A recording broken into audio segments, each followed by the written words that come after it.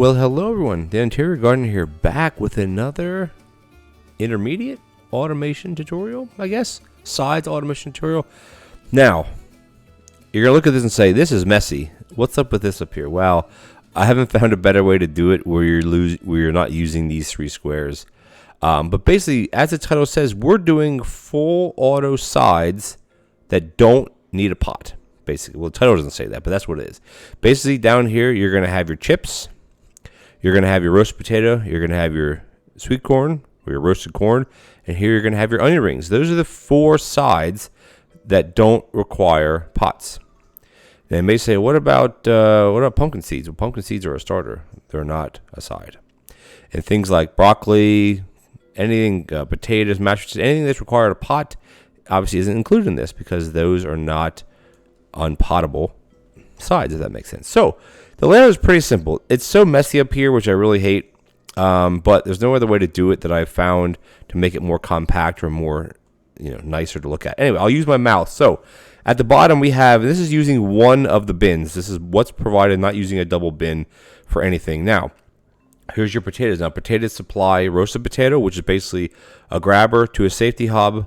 Actually, I'll just let this run. I'll let it run and we can talk while it's running. Because your potato is going to go here, it's going to get cooked by the safety hob and then passed on. Your chips need to be cooked. Now, could you use a heated mixer for this? Yes, you could. Is it worth it? I don't think so. I mean, if you use a heated mixer for this, you'll need to use. You have to set this up a bit differently if you want to have all these in line, as far as them being, like in a line like this. Or you could just use another grabber. But again, this is what I found to be as far as the nicest looking. You could use, I'm sure you could use a heated mixer, as I just said. For the corn up here, you have the corn bin going to your grabber. The grabber is being portioned off the grabber, going to your jiggle bin. And then you have your safety hob and your grabber going to your frozen prep station. Up here is the onion rings, which takes a bit more effort because you have to have a grabber, a combiner, or a portioner. Jeez, too many appliances, everybody. A portioner pulling off of this somewhere. You can't portion from the bin. So unless you put this down here and have this facing here, move this down one, it would make it bigger than what it is. So anyway, you have your jiggle bin here. Your corn's going here. Roasted corn, I would love to have like a side of like butter or something like that you could add to it. It'd be great. And then up here is your onion rings. Onion rings are the most complicated because they require multiple steps. You have your onion being pulled, going into your conveyor mixer. Being chopped. Now again, could you use a heated mixer for this? Yes, you could, but it would be very slow. And again, would it really change the setup of this too much? No, because basically everything besides these two items you still need to squeeze into this area here. So if you wedge this down in here, you wouldn't be able to do it because you wouldn't be able to access it. Could this be changed differently? Yes and no. So I mean, this is, I found, the most compact way to do it. Again, is there different ways to do it? Yes. Can you make it more compact than this using heated mixers? I don't think so. If you're counting, full blocks, because right now we're at 6. 1, 2, 3, 4, 5, 6 by 1, 2, 3, 4, 5, 6. 6 by 6 is basically the full block that we're looking at here. Again, I don't know if you can make it more compact than that. But anyway, point being is this is how you would automate all four side dishes that don't have potted items like broccoli or mashed potatoes. Let's get out of practice mode so you can look at it without it being cluttered. Again, the combiner is using the flour to combine onto the belt here. Could you move this back like this and combine onto this? Yes, but sometimes it misses because this is trying to push out right away. So I find that the easiest way is to push it from here.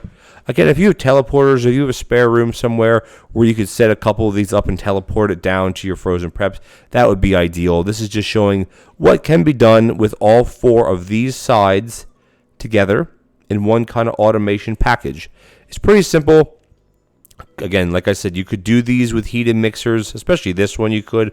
This one up here would be a little bit more difficult as far as space saving, because if you get rid of this for the mixer, where would you put, you know what I mean? Like it wouldn't, I wouldn't recommend doing it, honestly, but could you do it? Yes. It just be a little bit more messier than what I have here.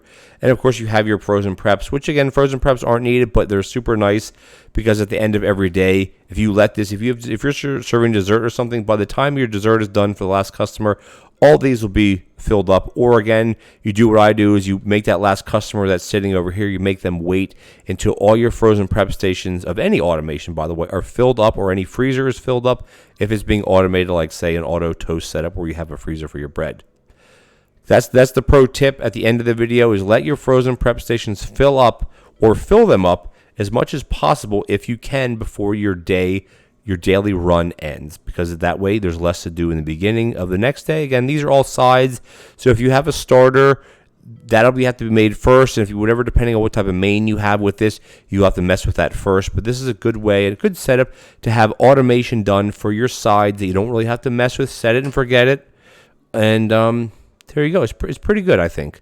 Is it practical? Yes, of course, because if you have these sides and you want to automate every one, this is a similar system as how exactly you'd have to do it. But anyway, guys, thank you so much for joining me. If you enjoyed this video, this automation clip, please consider leaving me a like as well as a comment. It would be much appreciated.